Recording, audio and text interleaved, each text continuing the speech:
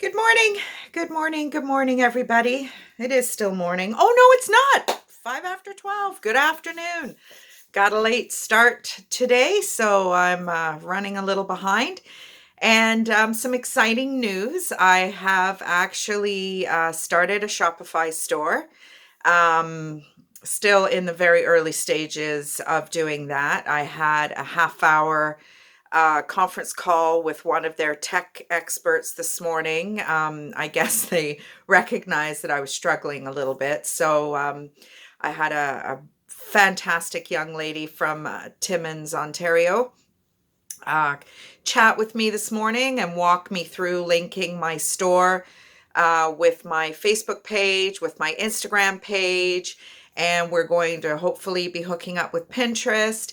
And I am going to be starting to do some Facebook live. Well, they're not really going to be live. I'm going to do some videos of purses that are for sale. And if you do want to purchase, you can jump over to my store, my Shopify store, and purchase. So a lot of things happening all at once here. It's a little overwhelming, but I'm determined to do it because I do feel that I'm going to be out of my job until probably late winter, early spring. And when that time comes, I'm hoping that this is a smooth running machine, just like Etsy is now for me, which just proves that despite how overwhelmed this tech world makes me, if I hunker down and take my time and go step by step, that it can become streamlined and it can be something that I look forward to doing every day instead of dreading it. Much like my videos here, I get comments all the time, you're brave, and I get that for somebody who isn't confident in this kind of platform. For me, anybody who knows me, I'm a talker. So the fact that I can talk uninterrupted and as long as I want, mecca for me. So it's all about finding that avenue that suits your personality.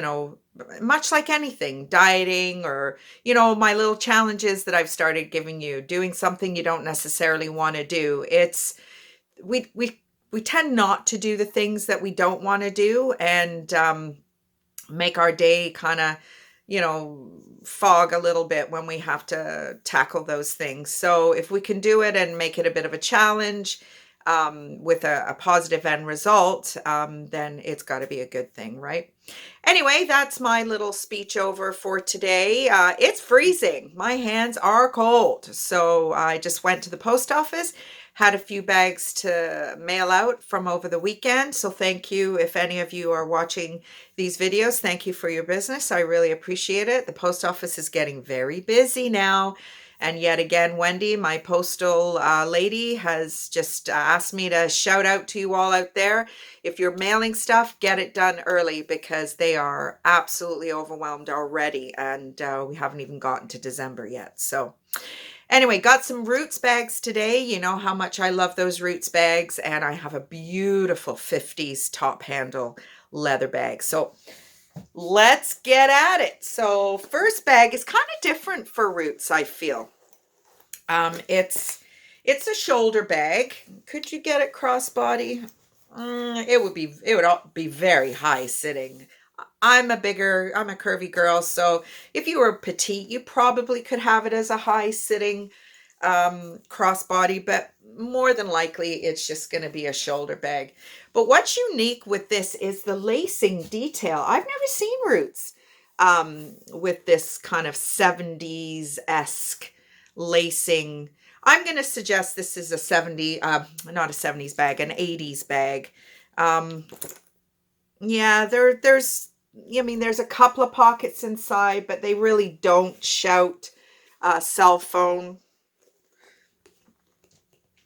Yeah, they're both equally sized, so that kind of tells me that this is pre-cell phone. There is a zippered pocket on this side. You've got your Roots Made in Canada label. And the leather it's very well patinaed. It's just great. It's unique. It is kind of unique. It's got that kind of bucket bag element here with some kind of biker studs, and then you've got your 70s lacing. Just different for them. I've got it on the last hole, as always. There's a couple of holes here. You can move it up. So that's bag number one, black, a little bit of saddle stitch. It does have magnets to close it. And those magnets, you don't have to line them up automatically. They'll find each other, even just in the movement of your body, which sometimes magnets are even better than zippers. I know a lot of you ladies want the security of a zipper, the convenience of magnets. I won't close my bag if it's a zipper, so it never gets closed. If it's a magnet, those magnets will find each other and they'll close. So I probably myself personally have more of a chance of having a secure bag with a magnet than I ever would with a zipper, because I just don't zipping and unzipping and zipping, and I probably break the thing by the end of the week. So bag number one. Bag number two is that beautiful 50s.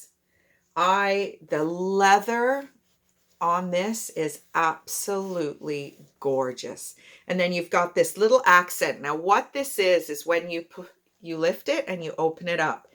Now this is all a very pale gray leather interior. You've got a zipper, you've got an envelope pocket, and you've got another envelope pocket on the other side. Now the brand is Bonifacia. I can't find anything. It has an accent aigu. Is that what it is? French, or accent grave, or whatever it is. So I don't know whether that's a French. I don't know. I tried to find about it, but I can't. But quality, oh my goodness. I very rarely see bags that have this amount of quality inside. I mean, you've even got some black piping here. It's super soft, gray leather. There is some wear. It's not really showing up on the camera, which is just kind of a testament to how little that marking is. But as soon as you open it, you can see it. Everything is, still in great condition. There's very, very few blemishes. Even the strap's a little different. It's got these rolled, just beautiful. A little gusset on the bottom. But the leather is gorgeous. I'm not even seeing the hinge is wrapped in leather with a little gold detail, but it is so soft. And again, this is a perfect bag for somebody who has a more modern coat and just wants to stand out a little bit. And pairing a vintage bag with a more up-to-date coat, perfect. Absolutely perfect. I really like this. This is another one that I have, what's that curly lamb's skin? I've got a coat, a black one with a gray mink collar. Ooh. You better hurry up if you want this. It might be coming out with me a few times over the winter. I get that coat out. Weighs a ton, that coat. What is that lamb? I can't remember what that lamb's wool is called. But there's bag number two. And bag number three's Roots Funky 90s crazy green color. Again, on the last hole. For sure, a shoulder bag. Little wee guy. I don't know if you remember these. The little tiny pockets in the front. And then the interior. Now this guy does have a little bit of an issue. It's starting to separate. It's not ripped all together. A couple of stitches in there and you could secure that quite easily. I don't want to do that because my stitch work is really not that pretty, but you could absolutely prevent that from getting any worse. And there is, there's a couple of there's a little mark here somewhere. I'm not seeing it now. But yeah, nice, that kind of Kelly green Roots bag.